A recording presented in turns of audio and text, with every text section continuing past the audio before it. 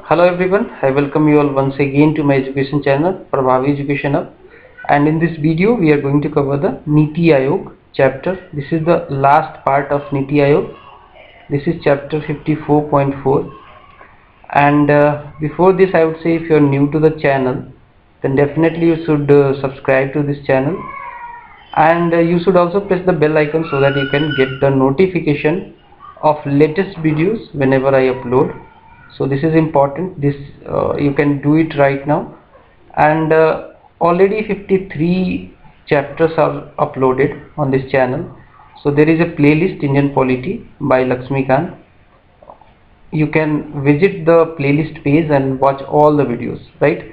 So let's begin. Our way of learning is point wise ही बताता हूँ, और इस वीडियो में criticism and some important offices, जो कि इम्पोर्टेंट ऑफिसेस हैं, अटैच्ड हैं नीति आयोग के साथ, उनके बारे में भी बताऊंगा। तो स्टार्ट करते हैं। क्रिटिसिज्म की बात करें तो एक्चुअली जो अपोजिशन था, ये एक्चुअली नरेंद्र मोदी की गवर्नमेंट, बीजेपी की गवर्नमेंट 2014 में चुन के आई थी और 15 में एबोलिश कर दिया था प्लानिंग कमीशन को। इनफैक्ट 1 जनवरी 2015 को नीति आयोग का इस्टेब्लिशमेंट हो गया था। तो जो ऑपोजिशन है उसने इसको कई सारे तरीके से क्रिटिसाइज किया है, उसका ब्रीफ मैं बता देता हूँ आपको। सो ऑपोजिशन ने बोला, it will pave the way for discrimination as the corporates will call the shots in the policy making in the country. Because यहाँ पे हमने डिफरेंट थिंक टैंक्स एंड जो मोडस ऑपरेंडी रखा है यहाँ पे पीपीपी, पब्लिक प्राइवेट पार्टनरशिप का भी काफ़ी जोर दिया है हमने इसमें। तो कहीं ना कहीं एक डर है कि जो कॉरपोरेट्स हैं वो कहीं ना कहीं पॉलिसी मेकिंग में पार्टिसिपेट करने लगेंगे, एंड कॉरपोरेट्स का जो मोटिव होता है वो होता है प्रॉफिट मैक्सिमाइजेशन। तो ओवरऑल जो वीकर सेक्शन है वो छूट सकता है, बिकॉज ये अपनी प्रॉफिट के लिए काम करेंगे, उस हिसाब से सोचेंगे, और वीकर सेक्शन को इग्नोर किया जा सकता है। तो ये कहीं ना कहीं बोला कि डिस्क्रिमिनेशन पैदा करेगा, इसलिए बिकॉज कॉर्पोरेट्स इसमें बड़ा शॉट प्ले करेंगे, ठीक है, एंड पॉलिसी मेकिंग में पार्टिसिपेट करेंगे। नेक्स्ट जो क्रिटिसिज्म आया वो, it will discriminate against the states and further it will lead to the full market economy which is totally unregulated. तो अगेन यहाँ पे ऑपोजिशन ने बोला कि आप तो कह रहे हैं कि नीति आयोग जो है वो फ्रेंड है स्टेट्स के लिए, सेंटर का एक फ्रेंड है जो स्टेट्स को अपने साथ मिलाने की कोशिश करेगा, साथ लाने की कोशिश करेगा। लेकिन हमें ऐसा लगता है कि नीति आयोग स्टेट्स के साथ कहीं डिस्क्रिमिनेशन ना करने लग जाए, ठीक है, स्टेट्स के साथ डिस्क्रिमिनेशन ना करने लग जाए, ये अपोजिशन को लगता है। And it may lead to the full market economy which is totally unregulated. तो हमारी मिक्स्ड इकोनॉमी है, ठीक है, हमारा जो इकोनॉमी है वो मिक्स्ड है। नीति आयोग के आने के बाद थोड़ा सा प्राइवेट सेक्टर पे ज़्यादा ध्यान दिया गया है, ठीक है, और सो कॉल्ड यहाँ पे जो मोटिव है वो ये है कि प्राइवेट के पास जो पैसा है, प्राइवेट सेक्टर के पास जो पोटेंशियल है उसको टैप किया जाए। तो कहीं ना कहीं एक संशय बना हुआ है कि मिक्स्ड इकोनॉमी जहाँ पे पब्लिक सेक्टर और प्राइवेट सेक्टर का दोनों का मिल के रोल था, वो कहीं ना कहीं कम हो जाएगा, पब्लिक सेक्टर के का स्पेसिफिकली कम हो जाएगा, और ये कहीं ना कहीं फुल मार्केट इकोनॉमी ना हो जाए, और वो भी अनरेगुलेटेड। तो एक अगेन ये संशय, एक डर, एक क्रिटिसिज्म कह सकते हो। अब हम बात करेंगे अटैच्ड ऑफिसेस की। तो अटैच्ड ऑफिसेस 2 हैं, दोनों के बारे में एक एक करके मैं आपको बता देता हूँ। पहली जो ऑफिस अटैच्ड है नीति आयोग के साथ वो है national institute of labour economics research and development. अब देखिए इसका इवोल्यूशन जो है, थोड़ा सा इसके बारे में जान लीजिए। तो इसको बेसिकली पहले इसी का नाम चेंज किया गया है। एक्चुअली पहले इसका नाम जो है national institute of labour economics research and development का नाम हुआ करता था institute of applied man power research, IAMR। इसका इस्टेब्लिशमेंट 1962 में हुआ था। इसको रीनेम कर दिया गया 2014 में, जो भी करंट नाम है, जिसका नाम है national institute of labour economics research and development. इसको 2004 में रीनेम कर दिया गया है।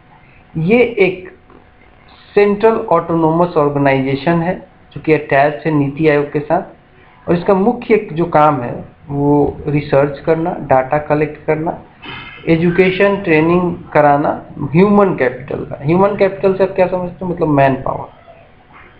ह्यूमन कैपिटल मतलब कि आपकी जो वर्किंग लोग हैं या फिर ओवरऑल जो आपकी जनसंख्या है उसको कैपिटल कैसे बनाया जाए, उसमें एजुकेशन डालोगे, उसकी उनकी ट्रेनिंग कराओगे, उनके बारे में रिसर्च करो, डाटा कलेक्शन करो, तो वो कहीं ना कहीं इम्पावर्ड हो जाएंगे, वो कैपिटल की तरह हो जाएंगे और they will become the human capital, right.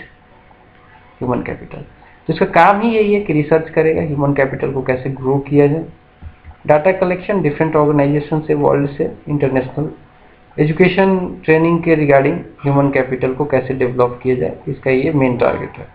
मतलब देखो कि जो जनसंख्या है उनमें क्या है कि अगर उनको एजुकेट कर दिया जाए, उनको प्रॉपर ट्रेनिंग दे दी जाए एंड उन पे रिसर्च किया जाए, डाटा कलेक्शन किया जाए, तो उनको इफेक्टिवली यूटिलाइज किया जा सकता है, राइट। तो ये सारा पर्पस है इसका, national institute of labour economics research and development का। नेक्स्ट देखते हैं।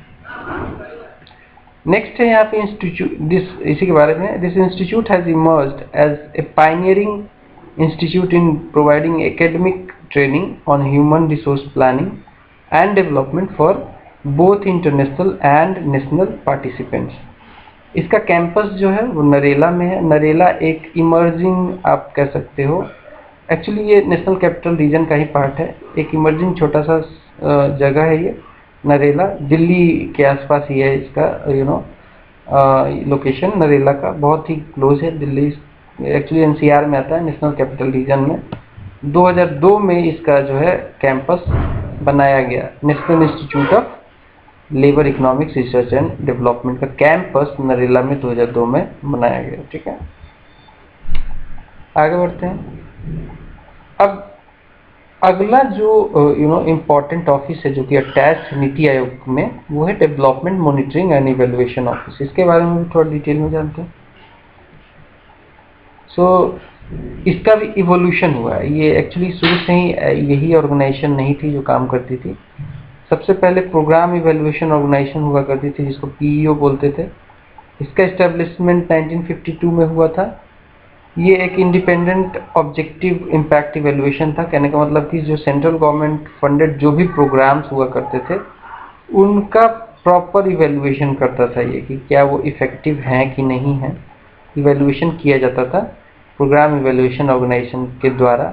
और काफ़ी इफेक्टिवली इसने काम भी किया है। जो भी गैप्स आते थे गैप्स के बारे में बताता था, ये इवैल्यूएट करता था, बीच में गैप्स को सही भी किया जाता था इसके रिकमेंडेशन के बेसिस पे, इसके आइडेंटिफिकेशन के हिसाब से गैप्स जो निकल के आते थे उनको गैप फिलिंग का काम भी किया जाता था। बाद में DMEO जो भी करंट ऑर्गेनाइजेशन है, जो ऑफिस है development monitoring and evaluation office, actually same काम है जो programme evaluation organisation and independent evaluation office जो हुआ करती थी, ये भी पहले हुआ करती थी। इन दोनों को मिला दिया गया और बना दिया गया DMEO। 2015 में मर्ज कर दिया गया erstwhile programme evaluation office and independent evaluation office, इन दोनों को मर्ज करके DMEO बना दिया गया। मेन मुख्य काम इसका यही है कि जितने भी सेंट्रल गवर्नमेंट या फिर गवर्नमेंट फंडेड जो प्रोग्राम्स हैं उनको इवैल्यूएट करता है, उनको मॉनिटर करता है। Functions of DMEO: monitor implementation of government programmes, तो गवर्नमेंट की जो प्रोग्राम्स होती है उसको मॉनिटर करता है, उसके इम्प्लीमेंटेशन पार्ट को। हेल्प करता है मिनिस्ट्रीज को in designing the TORs, term of reference बोलते हैं इसको, टर्म ऑफ रेफरेंस, ठीक है। टर्म ऑफ रेफरेंस का मतलब ये है कि क्या कोई भी प्रोग्राम होगा उसका क्या उसकी धुरियाँ होंगी, मतलब क्या उसके मुख्य काम क्या हो। टर्म ऑफ रेफरेंस मिनिस्ट्री को टर्म ऑफ रेफरेंस डिजाइन कराने में हेल्प करता है DMEO, ठीक है। एंड ये ऑल्सो मॉनिटर करता है progress of sustainable development goals, जो कि इंडिया ने जो टारगेट लिया है उसको भी ये मॉनिटर करता है। कोऑपरेटिव फेडरलिज्म को बढ़ावा देता है, ये इवेलुएट करता है गवर्नमेंट प्रोग्राम्स को, ठीक है।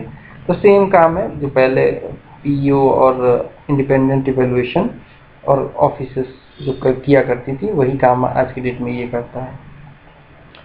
Work is being looked after under the overall guidance of the vice chairman of NITI Aayog. ठीक है, तो देखिए बहुत बड़े पोस्ट के द्वारा इसको मॉनिटर किया जाता है, उन्हीं के देख रेख में काम करता है ये DMO।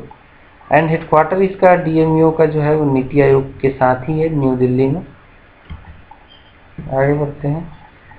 अब एक और इम्पोर्टेंट पॉइंट यहाँ पे ये है कि